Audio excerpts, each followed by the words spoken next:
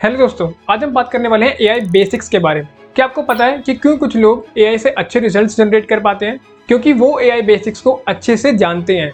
आपको एक AI tool से काम करवाने के लिए प्रॉम्प्ट लिखना तो आता है, बट अच्छा प्रॉम्प्ट लिखने के लिए आपको ये समझना पड़ेगा कि ये एआई का कौन सा मॉडल है, जेन एआई या एलएलएम। बट वेट, ये दोनों तो सेम है ना, ये अलग अलग टर्म है। फिर deep learning and machine learning क्या होता है? रुको रुको, इस वीडियो में आपको लास्ट तक सब क्लियर हो जाएगा। दोस्तों, एआई एक बहुत कॉम्प्लेक्स टॉपिक है जो बहुत से टेक्निकल एंड नॉन टेक्निकल लोगों को कई बार समझ में नहीं आता है। बट इस वीडियो में हम उन कॉम्प्लेक्स टर्म को बहुत आसानी से और रियल वर्ल्ड एग्जांपल के साथ समझेंगे। दोस्तों, मैंने इन कॉन्सेप्ट को अच्छे से समझने के लिए बड़ी बड़ी कंपनीज के रेफरेंसेस एंड फ्री कोर्सेज का यूज किया है, जैसे कि गूगल का कोर्स एआई फॉर बिगिनर। उसका लिंक मैं आपको डिस्क्रिप्शन में दे दूंगा, आप चेकआउट कर सकते हैं। एआई यानी आर्टिफिशियल इंटेलिजेंस एक ह्यूमन ब्रेन को मिमिक करने के लिए बनाया गया है, जिससे इंसानों का काम आसान हो सके। इसमें सबसे पहला स्टेप था मशीन लर्निंग, जिसे हम लेबल्ड और अनलेबल्ड डेटा देके मशीन्स को ट्रेन करते थे। क्या आपको पता है कि डेटा भी दो तरीके का होता है, labelled data and unlabelled data. Labelled data जिसमें इनपुट एंड आउटपुट दोनों होते हैं, और अनलेबल्ड डेटा जिसमें सिर्फ इनपुट होता है। इनपुट मतलब कि ये इमेज, एंड आउटपुट मतलब ये इमेज किसकी है, जैसे कि डॉग की है या ह्यूमन की है। तो ऐसे एआई मॉडल्स को पास्ट डेटा दे के फ्यूचर इवेंट्स को प्रिडिक्ट किया जाता है। जैसे कि आपने एक एआई मॉडल में डेटा दिया जिसमें मेंशन है कि अगर किसी ईमेल में कोई एक्शन वर्ड आता है, जैसे कि buy now, learn more, call now, click now, check now, pay now, etcetera, तो ये एक स्पैम ईमेल होगा। तो ये एक तरीके का ईमेल स्पैम डिटेक्टर मॉडल है। बट ये मशीन लर्निंग मॉडल इतने एफिशिएंट नहीं थे, तो तब जन्म हुआ डीप लर्निंग का, जहां पर machine learning model input and output data को समझकर फ्यूचर इवेंट्स की प्रेडिक्शन करते हैं। और एमएल मॉडल्स में आपको फीचर्स को डिफाइन करना पड़ता है, जैसे कि अगर ये डॉग की इमेज है तो आपको स्पेसिफिकली बताना पड़ेगा कि डॉग में क्या क्या फीचर्स होते हैं, उसके आंख, कान, नाक, मुंह, कैसे बैठता है, कैसे चलता है। तो आपको ये सब चीजें डिफाइन करनी होती हैं। तो नेक्स्ट टाइम जब आप कुछ पूछोगे तो फिर ये आपको प्रेडिक्ट करके देंगे कि डॉग की इमेज है या फिर कैट की इमेज है।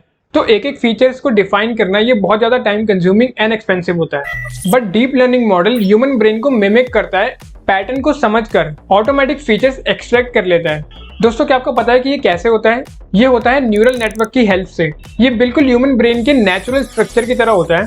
इसमें 3 लेयर्स होती हैं। फर्स्ट, इनपुट लेयर, जैसे आपने एक एआई से इमेज के बारे में पूछा। सेकंड है हिडन लेयर, यहाँ पर ये सारी इंफॉर्मेशन की प्रोसेसिंग की जाती है, एंड जितनी ज्यादा ये लेयर्स होंगी उतना ज्यादा मॉडल अच्छा काम करेगा।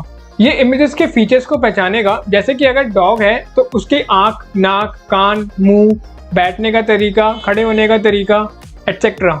एंड लास्ट में आउटपुट लेयर में आपको आंसर मिलता है, जैसे कि इमेज डॉग की है या कैट की है। एंड दोस्तों, न्यूरल नेटवर्क मेथड को यूज करने की वजह से ही इसको डीप लर्निंग मॉडल कहा जाता है। दोस्तों, क्या आपको पता है कि machine learning and deep learning models को कैसे ट्रेन किया जाता है? इनको ट्रेन करने के 4 तरीके हो सकते हैं। सुपरवाइज लर्निंग, जिसमें लेबल डेटा को यूज किया जाता है, यानी इनपुट एंड आउटपुट दोनों होंगे उसमें। दूसरा है अनसुपरवाइज लर्निंग, जिसमें अनलेबल डेटा होता है, यानी उसमें सिर्फ इनपुट होगा, आउटपुट नहीं होगा। थर्ड होता है सेमी सुपरवाइज लर्निंग, जिसमें कुछ डेटा लेबल्ड होता है और कुछ अनलेबल्ड। फिर आता है रीइंफोर्समेंट लर्निंग, जहां पर एक एआई मॉडल खुद ट्रेन होता है ट्रायल एंड एरर फॉर्मूला से। जिस तरीके से इंसान गलतियां करके सीखते हैं, उसी तरीके से एक एआई मॉडल भी गलतियां करके सीखता है, और उसका सबसे अच्छा एग्जांपल है सेल्फ ड्राइविंग कार। अब आता है सबसे इंपॉर्टेंट पार्ट, एआई मॉडल कितने टाइप का होता है। सबसे पहले डिस्क्रिमिनेटिव मॉडल, ये मॉडल प्रेडिक्शंस के लिए यूज किए जाते हैं, जैसे हमने ईमेल स्पैम डिटेक्शन वाला देखा था।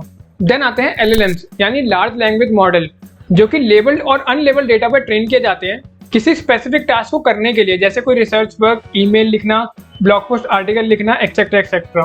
एंड सारे एलएलएम मॉडल टेक्स्ट बेस्ड होते हैं, जैसे कि चैट जीपीटी, परप्लेक्सिटी और गूगल जेमिनाई। पर ये मॉडल सिर्फ एलएलएम्स मॉडल नहीं है, ये एलएलएम्स प्लस जेन एआई का मिक्सचर है।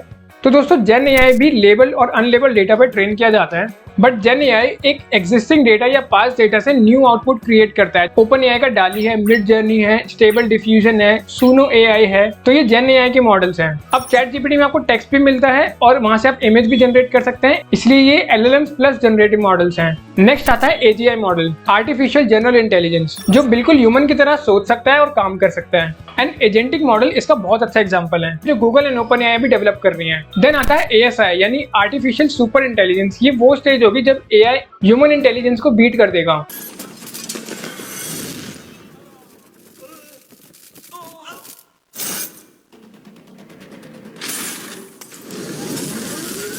बट अभी ये बहुत दूर है तो रिलैक्स। तो दोस्तों ये है कुछ एआई के बेसिक्स, बट आज एआई मॉडल्स के साथ कुछ हार्डवेयर टर्म्स भी पॉपुलर हो रही हैं, जैसे कि टीपीयू और एनपीयू। अब इसे भी समझ लेते हैं एक बार। तो एक मशीन लर्निंग मॉडल को आप सीपीयू पर ट्रेन कर सकते हो, बट अगर आपका डेटा कम है तो, अगर आपका ट्रेनिंग डेटा बहुत ज्यादा है तो आप सीपीयू पर ट्रेन नहीं कर सकते, आपको फिर जीपीयू की जरूरत होगी।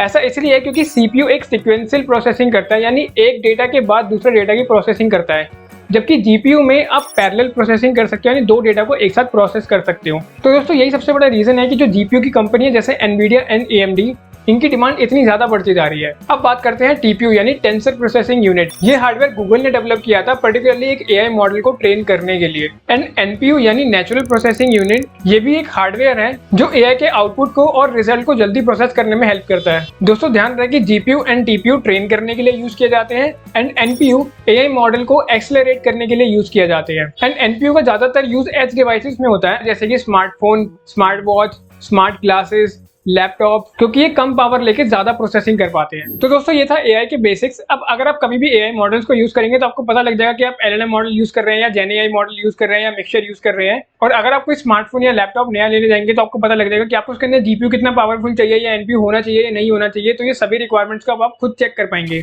दोस्तों इसी तरीके से एआई बेसिक्स समझने के बाद अगर आप अपने प्रॉम्प्ट को अच्छा करना चाहते हो, एक परफेक्ट प्रॉम्प्ट लिखना चाहते हो ताकि आपको अच्छे रिजल्ट्स मिले, तो आप ये वाली वीडियो देख सकते हो। उसके अंदर मैंने पूरा एक्सप्लेन कर दिया है कि आप एक अच्छा प्रॉम्प्ट कैसे लिख सकते हैं। मैं मिलता हूँ फिर आपसे इस वीडियो में।